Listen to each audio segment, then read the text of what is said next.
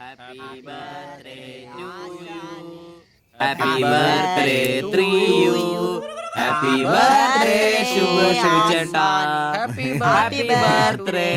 ഒരു പാവം തയ്യക്കാരനായി എനിക്ക് പിറന്നാൾ ആഘോഷം സാധ്യമാക്കാൻ കഠിനാധ്വാനം ചെയ്ത എന്റെ അച്ഛനും അമ്മയ്ക്കും എന്റെ പേരിലും എന്റെ ഈ കടയുടെ പേരിലും ഇവിടെ കൂടിയിരിക്കുന്ന ഓരോരുത്തരുടെ പേരിലും ഹൃദയംഗമായ നന്ദി അർപ്പിക്കുന്നു. പിറന്നാൾ ആഘോഷത്തിൽ ഇനി അടുത്തതായിട്ട് മദ്യപാനമാണ്. ഇതാ കള ഇവിടെ റെഡിയായി കഴിഞ്ഞു. എല്ലാവരെയും ഈ കളത്തിലേക്ക് ഞാൻ ഹാർദവമായി തന്നെ സ്വാഗതം ചെയ്യുന്നു.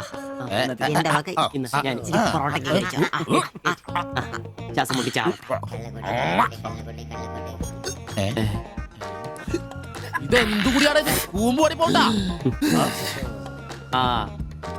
മദ്യപിക്കാൻ അറിയാവുന്നവൻ. Thank you. ആരാ കിടന്ന് പെടക്കല്ലേ ഷിബുട്ടാ. ഷിബുവേട്ടന് വർഷത്തിൽ ഒരു പിറന്നാളേ ഉള്ളൂ, അതോ ഡേറ്റ് മാറ്റി വേറെ ഏതെങ്കിലുമൊക്കെ ഉണ്ടോ? ഉണ്ടടാ, രണ്ടെണ്ണം ഉണ്ട്. അതെന്നാ?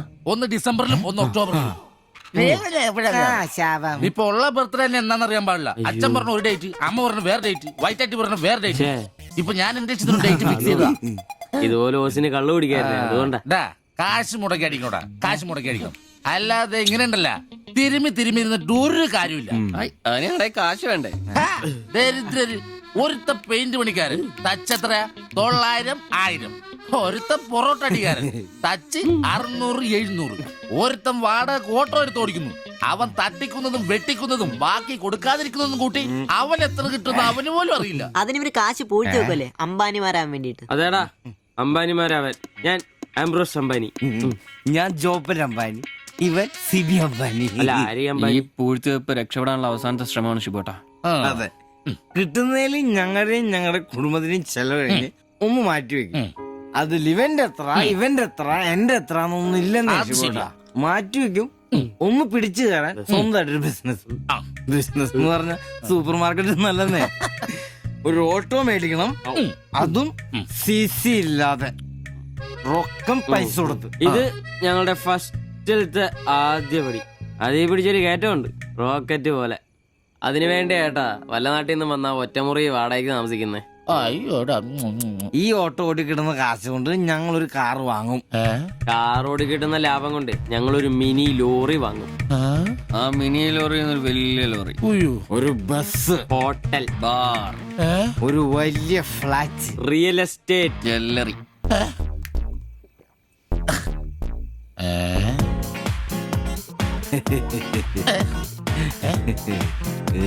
അയ്യോ, എങ്ങനെ കഴിഞ്ഞിരുന്നു ഉമ്മാരാ? ഒറ്റ രാത്രി കൊണ്ടല്ലേ ഉമ്മാരെല്ലാം രക്ഷപ്പെട്ടത്. ഞാനിപ്പോഴും പഴയ ബ്ലൗസും ചക്രവും ചവിട്ടി ഇവിടെ കിടക്കണല്ലാതെ ഒരു നിവൃത്തിയില്ല. ആശാനെ എന്താ കരയുന്നേ? എടാ, ഉമ്മാരൊക്കെ രക്ഷപ്പെട്ടടാ. അയ്യോ, ഉമ്മാരൊന്നും രക്ഷപ്പെട്ടില്ല. ആശാൻ വെറുതെ വെള്ളം അടിച്ച് ഓവറായിട്ട് തോന്നുക. പിന്നെ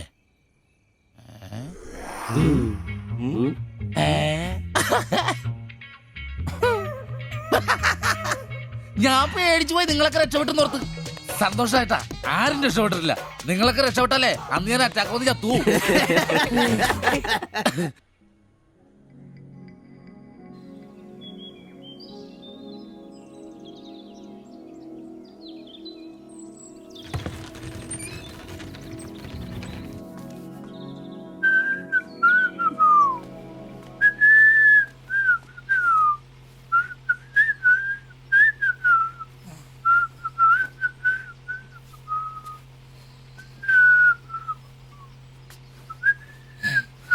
ഓ, ഷഡ്ഡി വെച്ചാ പോലും കാണാത്തൊരു സ്ഥലം.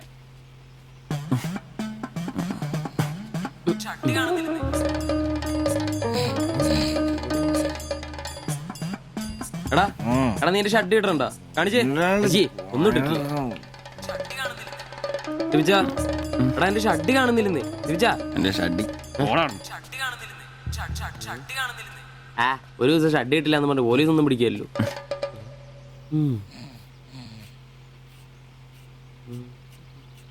കോപ്പാടാ, നേരം എത്ര എഴുന്നേറ്റ് പോടാ. ഞാനൊന്നും പണിക്ക് പോകുന്നില്ല. എടാ, നേരം എത്ര നിനക്കൊന്നും പണിക്കും ചരക്കും പോകാനില്ലേ? എനിക്കൊന്നും പണിയില്ല. പണിയില്ലെന്ന്? എടാ, രാത്രി കള്ളു കുടിച്ചെന്ന് പറഞ്ഞ് കുത്തി കിടക്കാതെ ഏറ്റി പണിക്ക് വന്ന് നോക്കടാ. എന്റെ സെബാസ്റ്റ്യൻ പുണ്യാളാ, കറികളുടെ കിടപ്പ് കണ്ടിട്ട് കൊതിയായിട്ട് പാടില്ല. എന്നെ കൊണ്ട് പണിയെടുപ്പിച്ച് തിന്നാൻ ഒരുത്തനും വിചാരിക്കണം മര്യാദ എന്റെ പണിക്ക് വന്ന് നോക്കൂ. രാവിലെ തന്നെ ഒച്ചെടുക്കലടാ ഊളെ. പിന്നെ ഞാൻ മാത്രം എന്തിനാ പണിക്ക് പോകുന്നത്? അല്ലെങ്കിലും ഇന്ന് ഞാൻ പോയില്ലെങ്കിൽ എന്റെ ശില്പമോളെ ടൗണിൽ കൊണ്ടുപോയിടും. ഈ ആംബ്രോസ് ഏട്ടനെ കണ്ടില്ലെങ്കിൽ അവക്ക് ചിലപ്പോ വിഷമായാലോ. മോളാണ് എന്റെ ഊർജം. ഇല്ല, ചേട്ടൻ മടി പിടിച്ചിരിക്കില്ല. മോളെ കാണാൻ ദേ വരുന്നു.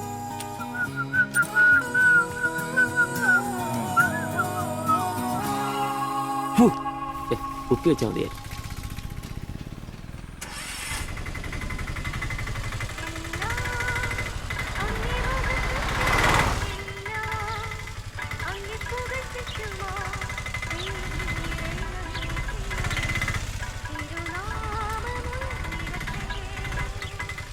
വക്രത നിറഞ്ഞ പാപലോകത്തിൽ നീ വിളിച്ചു വേദിരിച്ച നിഞ്ചനം നിന്റെ പൊന്നു നാമം മുഖത്തിനായി ദിനം ശോഭിപ്പാൻ കൃപ നൽകണമേ. പ്രൈസ് ദി ലോർഡ് അംബ്രോസേ. Praise the Lord. എങ്ങനെയുണ്ടായിരുന്നു ഇന്നലത്തെ കച്ചവടം? ഓ, ഉച്ച കഴിഞ്ഞ് മടുപ്പായിരുന്നു പാസ്റ്ററെ. ആ. ടൗണിലാണ് മുടിഞ്ഞ ബ്ലോഗും. അല്ല, നല്ല തിരക്കായിരുന്നു. ആ, ഞാൻ തന്നുവിട്ട വേദപുസ്തകത്തിൽ നിന്ന് 12 അധ്യായം വീതം വായിച്ചിട്ടല്ലേ നീ വണ്ടി എടുക്കാറ്? വായിക്കാറുണ്ട്. എന്നാ പിന്നെ അങ്ങനെ സംഭവിക്കണ്ടല്ലോ. മോനെ ആംബ്രോസേ, പ്രാർത്ഥന കൊണ്ടല്ലാതെ ഈ ലോകത്ത് ഒരു രക്ഷയില്ല. കർത്തൃപാല പ്രധാനം. പ്രാർത്ഥനയും ഉപവാസവും മസ്റ്റാ. വെള്ളിയാഴ്ച ഉപവാസം ഉണ്ടാണല്ലോ നീ വണ്ടി ഓടിക്കാറ്. ഉപവാസം ഉണ്ടടാ? ഉണ്ട്. ഹല്ലേലൂയ, സ്തോത്രം. പരിശുദ്ധാത്മാവിന്റെ ഒരു തുടിപ്പ്, ദൈവവിളിയുടെ ഒരു പ്രസരിപ്പ് നിന്റെ മുഖത്ത് ഞാൻ കാണുന്നു. നീ വലിക്കില്ല, കുടിക്കില്ല, ദൈവഭയമുണ്ട്. Hallelujah, praise the Lord. അതുകൊണ്ടാണല്ലോ എന്റെ വിശുദ്ധ പൗലോസിനെ ഓടിക്കാൻ ഞാൻ നിന്നെ തന്നെ ഏൽപ്പിച്ചിരിക്കുന്നത്. അല്ല പാസ്റ്ററെ, ഞാൻ ഇന്നാള് പറഞ്ഞ ഈ വണ്ടിയുടെ പേരൊന്നും Praise the Lord. മോനെ ആംബ്രോസ്, ഒരു ഓട്ടോയ്ക്കിടാൻ പറ്റിയ ഏറ്റവും മനോഹരമായ പേരാണ് ഞാൻ ഇട്ടിരിക്കുന്നത്. വിശുദ്ധ പൗലോസ്. വിശുദ്ധ പൗലോസ് ഓട്ടോറിക്ഷക്കാർക്ക് വേണ്ടി എഴുതിയിട്ടുള്ളതായിട്ടുള്ള 2-ാം ലേഖനത്തിൽ, തീമോത്തിയോസ് 2-ാം ലേഖനം 4-ാം അധ്യായം 7-ാം വാക്യത്തിൽ ഓട്ടോറിക്ഷക്കാരെ കുറിച്ചും ഓട്ടോയെ കുറിച്ചും പൗലോസ് അപ്പോസ്തലൻ വ്യക്തമായി തന്നെ പറയുന്നുണ്ട്. ഓട്ടോക്കാരെ കുറിച്ചോ? ആ, നീ വായിച്ചിട്ടില്ലേ? ഇല്ല. ഞാൻ നല്ല ഓട്ടം ഓടി, എന്റെ ഓട്ടം പൂർത്തിയാക്കി. ഇതിലെ ഓട്ടം ഓട്ടോക്കാരുടെ ഓട്ടത്തെ സൂചിപ്പിക്കുന്നേ. അപ്പോസ്തലൻ ആരാ മോൻ? നീ സമയം കിട്ടുമ്പോഴേ വല്ല ഹർത്താലം വല്ല മതി, ഇങ്ങോട്ടൊന്ന് ഇറങ്ങണം. കുറച്ച് ദൈവവചനങ്ങള് ഈ തങ്കച്ചമ്പാസനൊക്കെ വ്യാഖ്യാനിച്ചിരുന്നുണ്ട്. നീ വന്നേ. എന്തിനാ? പിന്നൊരു കാര്യം നീ മനസ്സിൽ വെച്ചാ മതി, ആരും പറയാൻ നിൽക്കണ്ട. ചർച്ചിൽ ഞാനിപ്പോ ചില അടയാളങ്ങളൊക്കെ കാണിച്ചു തുടങ്ങി. കഴിഞ്ഞ ഞായറാഴ്ച ചർച്ചിൽ ഒരു തലമൂത്ത സഹോദരന്റെ കൊച്ചുമോക്കെ ഭയങ്കര പനിയും ജലദോഷവും എന്റെ അടുക്കളോട്ട് കൊണ്ടുവന്നിട്ട് തങ്കച്ചൻ മാസ്റ്റർ ഒന്ന് പ്രാർത്ഥിച്ചാട്ടെ. ഞാൻ പ്രാർത്ഥിച്ചു, സൂതിപ്പ് നടത്തി കോച്ചിന്റെ മൂക്കൊരു തുടങ്ങി കിട്ടും. ആ നിമിഷം പോയി. മൂക്ക് പോയോ? മൂക്കല്ല, മൂക്ക് അടപ്പ് പോയി. ഇപ്പൊ പലരും വരുന്നുണ്ട്, തങ്കച്ചൻ ഭാഷ ഒന്ന് പ്രാർത്ഥിക്കണം, തങ്കച്ചൻ ഭാഷ ഒന്ന് പ്രാർത്ഥിക്കണം എന്ന് പറഞ്ഞു. നിനക്ക് പ്രാർത്ഥിക്കണം? പരിശുദ്ധാത്മാവിന്റെ നിന്നോട് ഞാൻ ഇന്നാള് പറഞ്ഞ കാര്യം എന്തായി? എന്ത് കാര്യം? എടാ, നീ രക്ഷിക്കപ്പെടുന്ന കാര്യം. അങ്ങനെ നിന്റെ രക്ഷയ്ക്കായി നീ സ്നാനപ്പെട്ട നിന്റെ ശമ്പളത്തിൽ ഡെയിലി 17 രൂപ കൂടി തരും. ഒരു നിസ്സാര കാര്യം ആലോചിക്കും. ഇയാളുടെ ഈ കത്തി സഹിക്കുന്നതിന് പിന്നിൽ ആംബ്രൂസിന് ഒരു ലക്ഷ്യമേ ഉള്ളൂ: മകൾ ശില്പയെ പ്രണയിച്ച് വിവാഹം കഴിക്കുക, കൂടെ ഈ ഓട്ടോയും വീടും സ്വന്തമാക്കുക.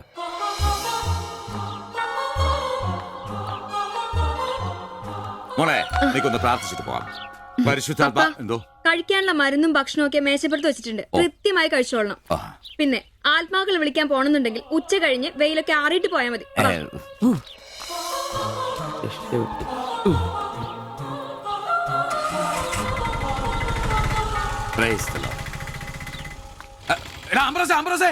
അച്ഛന്മാര് കന്യാസ്ത്രീകൾ ഓട്ടോറിക്ഷ കയറിയ 5 രൂപ കൂടുതൽ മേടിച്ചോടാ.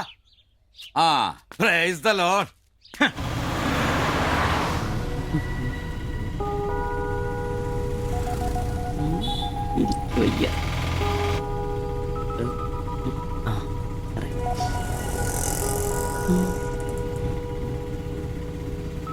പഠിത്തമൊക്കെ എങ്ങനെ പോകുന്നു?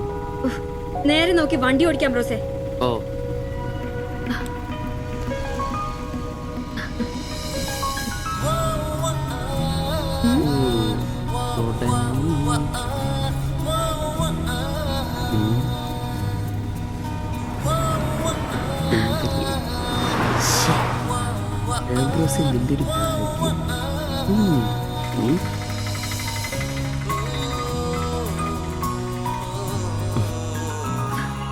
വൈകിട്ട് എന്നെ ചുമ്മാ നോക്കി നിർത്തിയേക്കരുത്.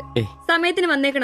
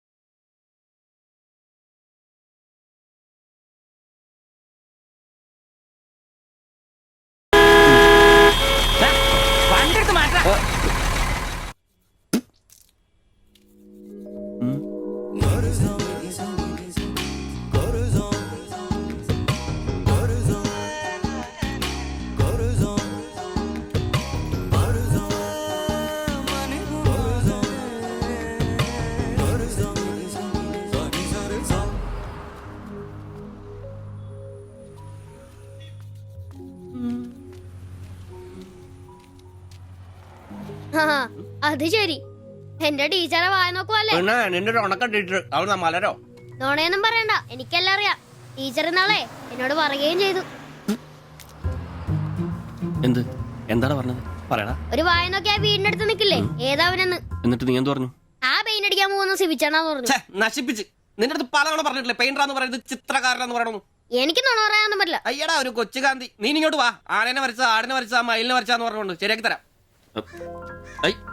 നിന്നെ പിണങ്ങി പോലെ ശിവചേട്ടൻ ഒരു ഉപകാരം ചെയ്ത് തന്നു കഴിഞ്ഞാൽ ശിവചേട്ടൻ ഇനിയും ഒരുപാട് പടം വരച്ചിടാം. മമ്മൂട്ടിയുടെയും മോഹൻലാലിന്റെയും പൃഥ്വിരാജിന്റെയും. ആ, എന്തുപകാരാന്ന് പറയും. വാ, ഒരു കൊച്ചുപകാരം പറയട്ടെ.